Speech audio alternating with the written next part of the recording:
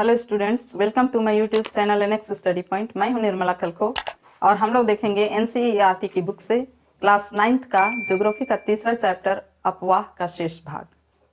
तो आज हम लोग देखते हैं प्रायद्वीपीय नदियां।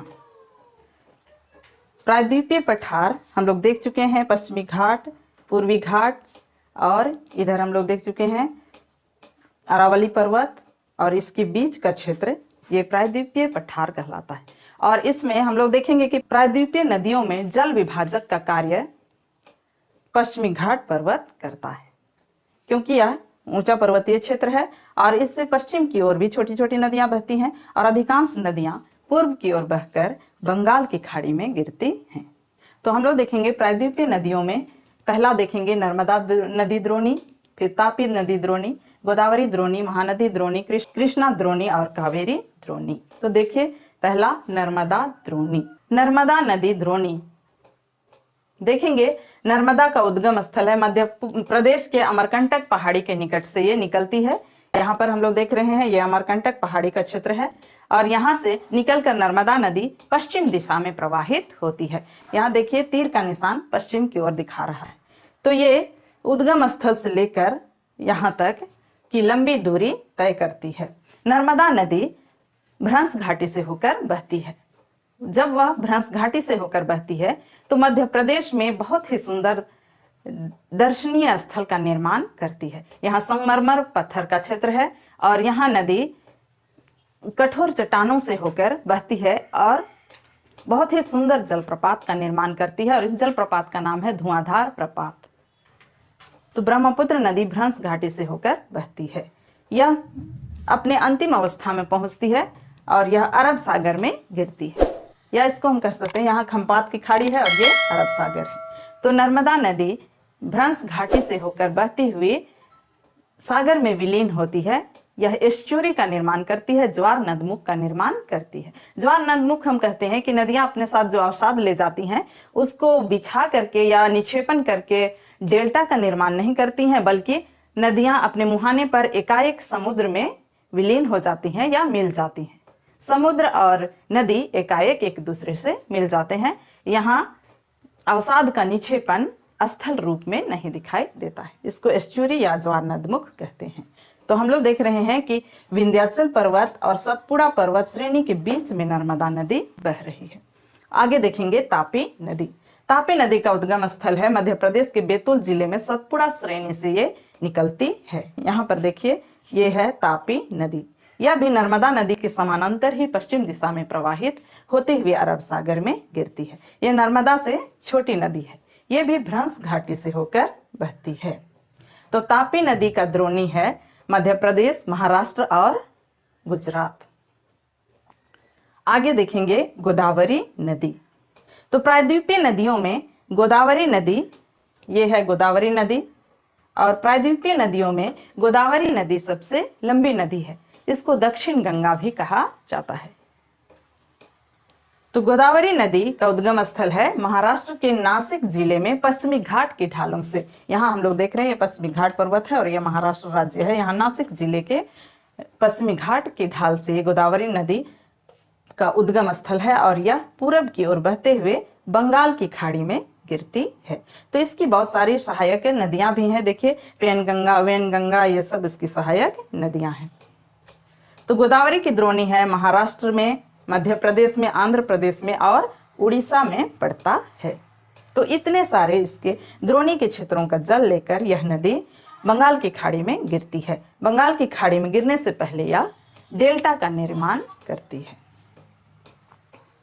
गोदावरी नदी की लंबाई है 1500 किलोमीटर। यहाँ से लेकर, महाराष्ट्र से लेकर यहाँ बंगाल की खाड़ी तक इसकी लंबाई है 1500 किलोमीटर। आगे देखेंगे महानदी। यहाँ पर देखिए, महानदी यहाँ से लेकर के यहाँ तक महानदी दिखाया गया है। और महानदी का उद्गम स्थल हम देखेंगे। महानदी का उद्गम स्थल है छत्तीसगढ़ की उच्च भूमि से ये निकलती है और पूरब में बंगाल की खाड़ी में गिरती है।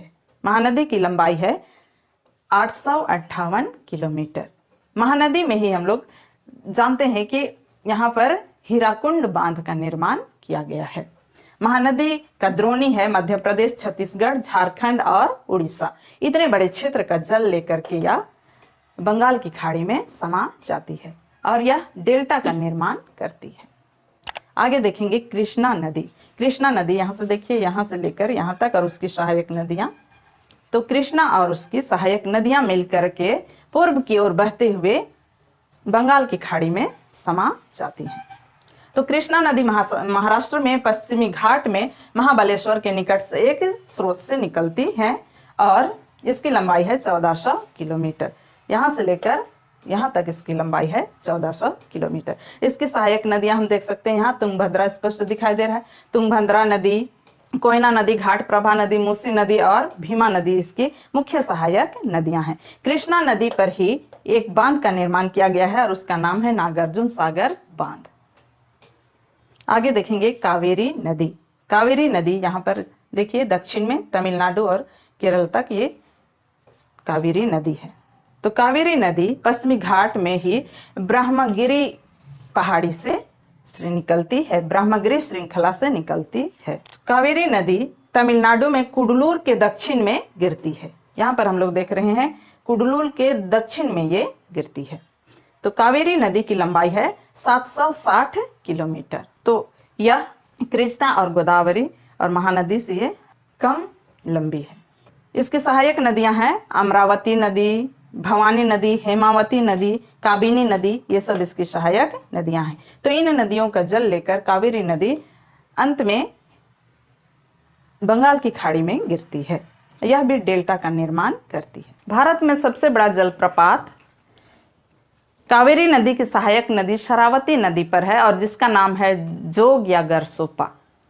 और दूसरा सबसे बड़ा जलप्रपात है भारत का शिव समुद्रम और इससे जल विद्युत का उत्पादन सबसे अधिक होता है, जो कि कोलार का स्वर्णर खान, कर्नाटक, इन सब के लिए जल विद्युत या विद्युत की आपूर्ति करता है। इसके अतिरिक्त हम लोग देख सकते हैं प्रायद्वीपीय पठार की और भी नदियाँ, कुछ और छोटी नदियाँ हैं जिसका कि यहाँ पर मानचित्र में या इसको दर्शाया नहीं गया है। तो यहाँ पर हम लोग देखेंगे झारखंड या छोटा नागपुर का पठार, जहाँ पर कि दामोदर नदी और स्वर्ण रेखा नदी बहती है। फिर पश्चिम घाट की ओर भी हम देखेंगे, पश्चिम घाट से पश्चिम की ओर भी छोटी छोटी नदियाँ बहती हैं, जैसे केरल में पेरियार नदी बहती है। फिर यहाँ गुजरात में हम देखेंगे साबरमती नदी बहती है, माही नदी, ये सब छोटी नदियाँ हैं। तो यहाँ पर झीलों को भी हम देख रहे हैं। झीलों को मैंने हरे रंग के पॉइंट से दिखाया हुआ है। तो यहाँ पर देखिए सोन नदी में हम लोग देख रहे हैं गोविंद वल्लभ पंत सागर झील। फिर यहाँ ये प्राकृतिक झील है चिल्का झील, कोलेरू झील और पुलिकट झील। चिल्का, कोलेरू और पुलिकट झील ये लैगून है। फिर यहाँ वेम्बनाद झील, कृष्ण सागर झील, फिर नागार्जुन सागर बांध, निजाम सागर बांध। यहाँ हम लोग देख रहे हैं गांधी सागर, राणा प्रताप सागर। फिर ये सांभर झील जो कि राजस्थान में है, खारे पानी का झील है। फिर है गोविंद सागर झील। गोविंद सागर झील ये सतलुज नदी पर बनाया गया है, जिसको कि हम भाखड़ा नंगल बांध परियोजना के तहत देखते हैं। ये भाखड़ा बांध को ही गोविंद सागर झील के नाम से जाना जाता है। तो यहाँ भाखड़ा नंगल बांध ये हम देख सकते हैं उत्तराखंड में टिहरी बांध। टिहरी बांध सबसे ऊंचा है और उससे ये थोड़ा कम ऊंचा बांध है। फिर देख रहे हैं वूलर झील, वूलर झील, डल झील, ये सब जम्मू कश्मीर में पड़ता है और ये मीठे पानी का झील है। तो यहाँ प्राकृतिक झील और मानव निर्मित झील हम देख सकते हैं। प्राकृतिक झील है वूलर झील, डल झील। फिर यहाँ पर नैनीताल, भीमताल, लोकताल, यहाँ पर मणिपुर में लोकटक झील, ये सब प्राकृतिक है। चिल्का, पुलिकट ये भी प्राकृतिक झील है। चिल्का झील जो कि उड़ीसा में पड़ता है, ये खारे पानी का झील है। सांभर झील भी खारे पानी का झील है। तो मानव निर्मित झील भाखड़ा नंगल बांध में यहाँ गोविंद सागर झील देख रहे हैं, राणा प्रताप सागर, गांधी सागर, गोविंद वल्लभ पंत सागर, फिर निजाम सागर, नागार्जुन सागर, कृष्णराज सागर, वेम्बनाद झील। तो ये झील मानव निर्मित है। तो मानव निर्मित झील या उसको कहेंगे बड़े बांध बनाए गए हैं नदी घाटी परियोजना के तहत। महानदी में हम लोग देख सकते हैं हीराकुंड बांध जो कि लंबा बांध है। हम लोग आगे देखेंगे हिमालय की नदियां और प्रायद्वीपीय पठार की नदियों में अंतर। तो हिमालय की नदियां हम लोग जानते हैं ऊंचे पर्वतीय क्षेत्रों से निकलती हैं। ये हिम आच्छादित क्षेत्र हैं। हिम आच्छादित क्षेत्रों में हिमनद या ग्लेशियर से ये निकलने वाली नदियां हैं, इसीलिए इनमें सालों भर पानी होता है। सालों भर इसमें अधिक पानी पाया जाता है, या ये 12मासी नदियां कहलाती हैं, क्योंकि हर मौसम में हिमालय से निकलने वाली नदियों में अधिक पानी होता है। ये नदियां लंबी होती हैं। हिमालय की नदियां ऊंचे पर्वतीय क्षेत्रों से मैदानी भागों तक बहती हैं और इनकी लंबाई अधिक होती है। तो यहाँ हम दो चीज देख रहे हैं कि यहाँ ऊंचे पर्वतीय क्षेत्रों में हिम आच्छादित क्षेत्र हैं और वहां से हिम पिघल पिघल करके नदियों में जल के रूप में प्रवाहित हो रहा है। और दूसरा है कि ये लंबी नदियां हैं। और तीसरा है कि इन नदियों के द्वारा अधिक अवसाद लेकर के मैदानी भागों में बिछाए जाते हैं। चौथा हम देख सकते हैं कि अधिकांश हिमालय की नदियां डेल्टा का निर्माण करती हैं। यहाँ देख रहे हैं गंगा और ब्रह्मपुत्र नदी के द्वारा गंगा ब्रह्मपुत्र का डेल्टा या सुंदरबन का डेल्टा। और इस डेल्टा वाले क्षेत्रों में हम देख चुके हैं सुंदरी नामक पेड़ की अधिकता है और यहाँ विभिन्न प्रकार के जीव जंतु भी पाए जाते हैं। मुख्य रूप से यहाँ रॉयल बंगाल टाइगर पाया जाता है।